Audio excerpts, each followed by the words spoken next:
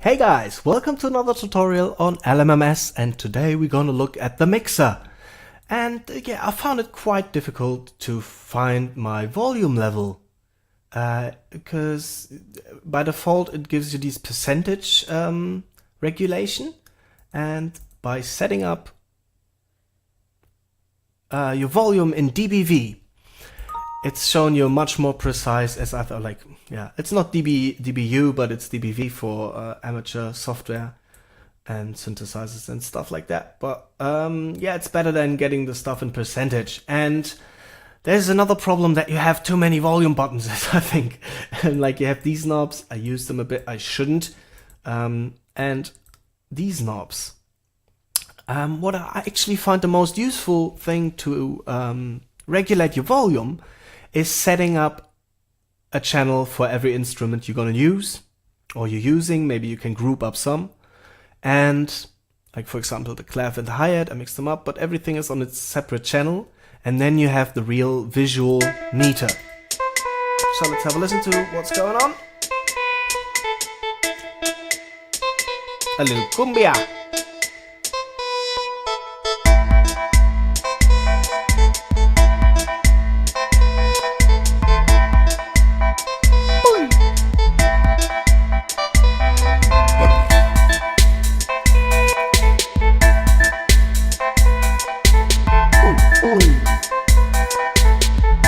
I love my robot effect here.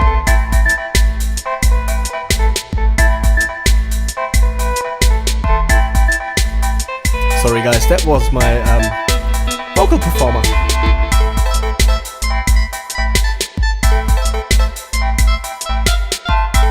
Okay, now I'm gonna show you something very interesting. I'm gonna turn off the reverb. If you have no clue what reverb is, it's just adding a space to the entire thing. You see?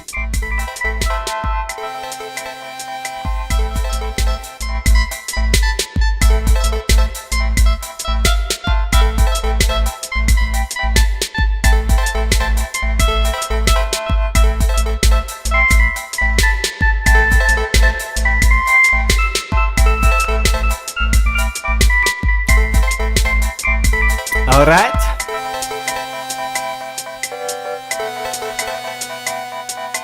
Well, we're gonna get to the break later.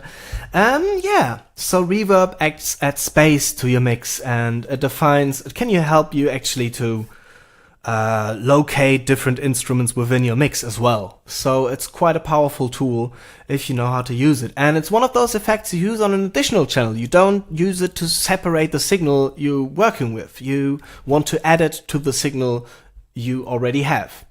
So for example, the snare and the hi-hat or whatever usually have this little reverb on it. Depending on the style, in this case it's a very big one because it fits the cumbia psychedelic thing. Yeah, and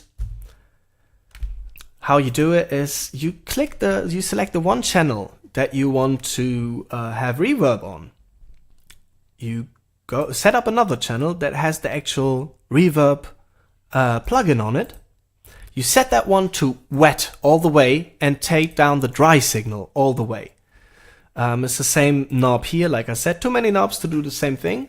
And how we're gonna do it is neither one of these. We're gonna use the send signal, which is appearing up here, for example, on the snare channel.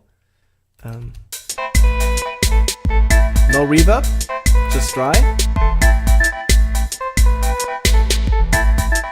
And down here, we regulate how much this is getting sent. Okay? And one thing about the reverb is you don't want tons of spaces. Like, our ear is used to having one space in which we hear sound.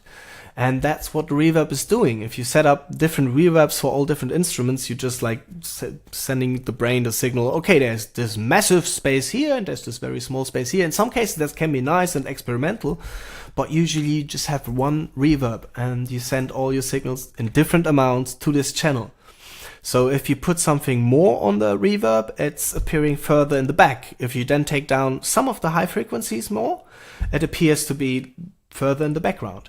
And for example, the pads in the background are around here. The lead is a bit further because this has this really psychedelic vibe. Then the steps are further than that, they're beyond it.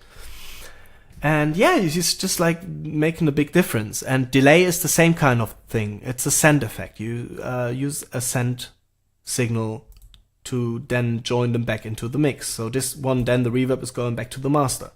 If you're using sends, be aware that you can create a feedback loop, which is not nice at all. So don't send the signal back to the reverb back.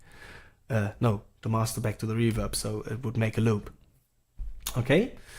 I'm not even sure if you can do that. Just general warning: don't create feedback loops, because that will just make a very high noise that is not nice. Okay. Now, yeah, there's a lot of things going on in this mix as well. I'm gonna talk about that another time. For now, it's just about using the reverb right and the delay, and then separate for other effects. Like, for example, a compressor is really there to separate the signal you're working with. A flanger, for example, as well. Equalizer are used on the channel itself, of course, but then reverb, delay, such effects are used on a separate channel, or it can be used to add to an already nice signal a little bit more crispy drum sound or whatever. Like, yeah, you can work around with that. So you know how to use sends within LMMS. All right, I hope you guys had fun. I'm just gonna play the beat. Have a good one. Bye bye.